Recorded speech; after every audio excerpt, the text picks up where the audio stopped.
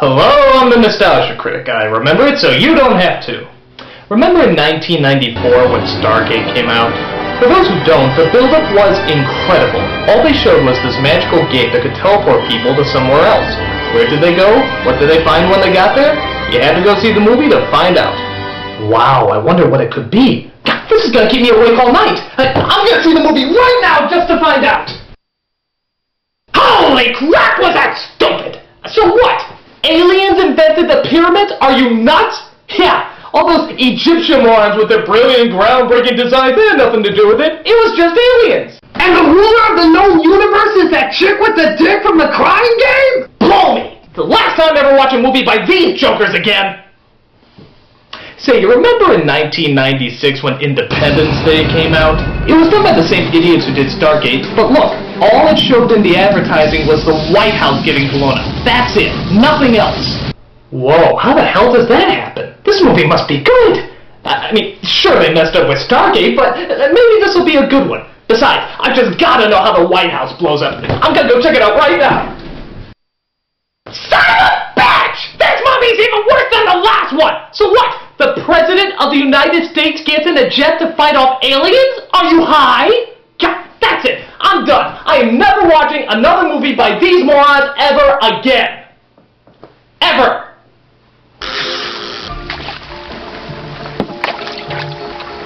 No, not interested. No. I got a fight.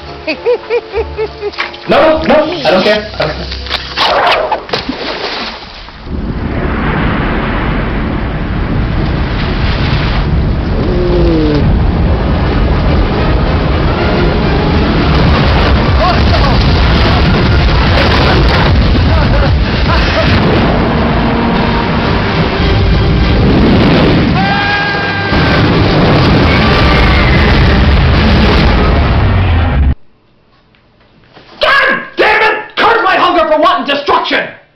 Alright, so even though the filmmakers made 2 horrible movies before, Godzilla hooked us all in with its clever advertising. How? Because they never showed the monster. You had to see the movie in order to see the monster. So advertisers thought up the brilliant strategy of describing the monster for us, like vehicles that said his foot is as long as this bus, or billboards that said his head is as big as this sign. It was downright genius.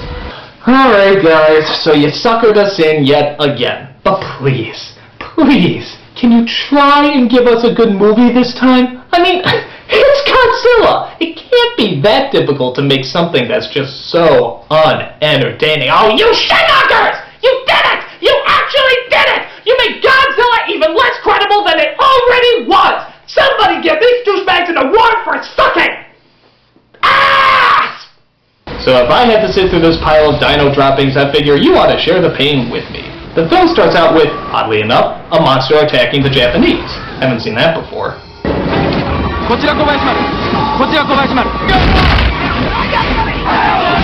After that scene, we get our next horrible disaster, Matthew Broderick. He plays our main character called Nico Titopoulos. It's Titopoulos. Whatever. He plays as a nerdy white guy who wears glasses and is socially weird. Gee, that sounds like the nerdy white guy who wears glasses and is socially awkward from Stargate. Or the nerdy white guy who wears glasses and is socially awkward from Independence Day. But don't you worry, his character is far, far different.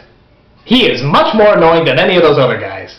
So the job of Mr. Metropolis, Titopoulos, whatever, is to study earthworms and how they grow over a certain period of time. This leads to him getting the clever nickname of the Worm Guy. Matthew Broderick plays a wormy person? Finally, some ideal casting! So the military comes to take him to a piece of land in Panama, where they want him to analyze something a little bigger than an earthworm. Here's your sample.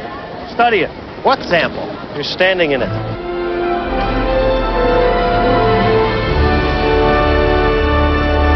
They want him to analyze the footprint of a giant chicken? Though killer poultry is not on his list of studied specimens, good old testosterone, Titopoulos, whatever, agrees to study whatever made that hole in the ground. Meanwhile, in Tahiti, the French guy from The Professional interviews one of the survivors of the monstrous shipwreck.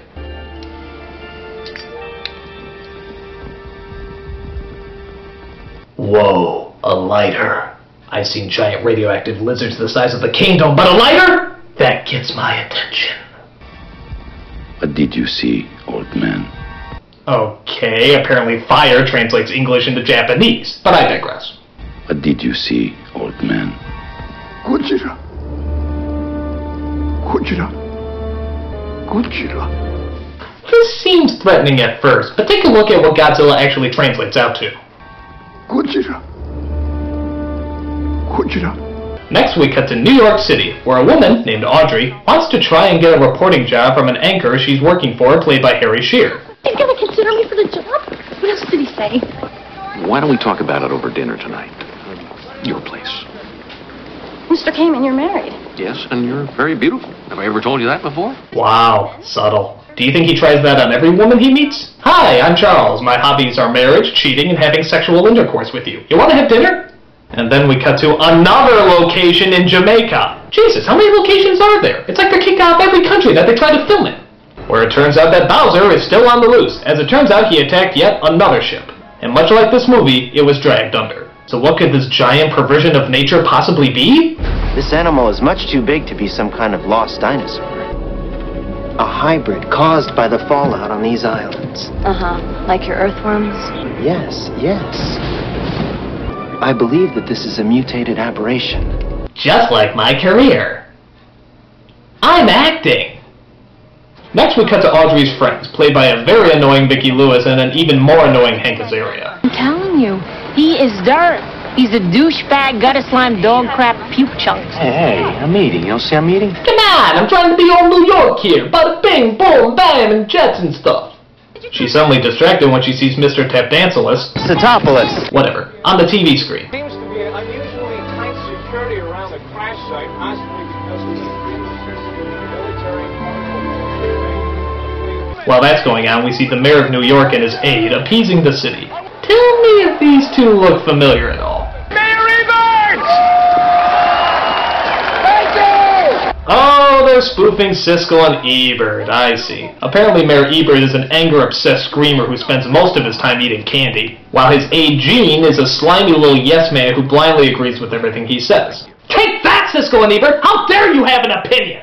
But I don't get it. Why are they making fun of these two in the first place? They're like America's most loved critics. Oh, maybe it's because they never gave thumbs up to any of your movies. Well, maybe if you got your thumbs out of your asses and start producing good films, we'd agree with you. But dude, they don't even take advantage of this. Even Gene Siskel, the critic they were satirizing, asked the question, if you're going to go to the trouble of putting us in a monster movie, why don't you at least take advantage of having the monster either eat or squash us? Hey, that's a good point. Here's your shot to really get back at these critics who hated all your films, in a monster movie no less, and you don't even have the monster kill them or rip them to shreds? That's really bad when you're getting criticized by the critic you're criticizing because you didn't criticize them enough. Try saying that 3 times fast. But the director's not the only one preying on the innocent. Godzilla finally arrives, showing his face in New York and running a prehistoric muck. Look out! It's Cloverfield, man! It's 8 years early! So he romps and stomps and even goes past a news station where voice actress Nancy Cartwright sees him walk by. I think your story just walked by the window. Okay, wait a minute. Nancy Cartwright, Harry Shearer, Hank Azaria. Is this just a Simpsons reunion? What's next? The cast of Scooby-Doo is gonna show up? Like Zoink Scoob! Look out! It's Godzilla! Holy shit! Like you said it, Scoob. So he roars and screams and tears up good chunks of the city, and then out of nowhere, he suddenly disappears. After its initial attack, he disappeared. He suddenly disappears? How can you lose track of a 20-story high dinosaur? It's perfect. An island, water on all sides, but like no other island in the world, this is a place where he can easily hide. A city of 8 million people is a good place to hide? This isn't like the Bourne Identity where he can just blend into his surroundings. My guess is that giant prehistoric lizard is probably gonna stand out. So they look over the damage that the amazing disappearing Godzilla left behind. In what city officials are describing as the worst act of destruction since the World Trade Center bombing. Yeah, the World Trade Center bombing. I'm sure that's the only huge disaster that New York will ever... Alright, I'm bailing out on this one. We see that Godzilla has left a long line of destruction, even caved his way through the MetLife building.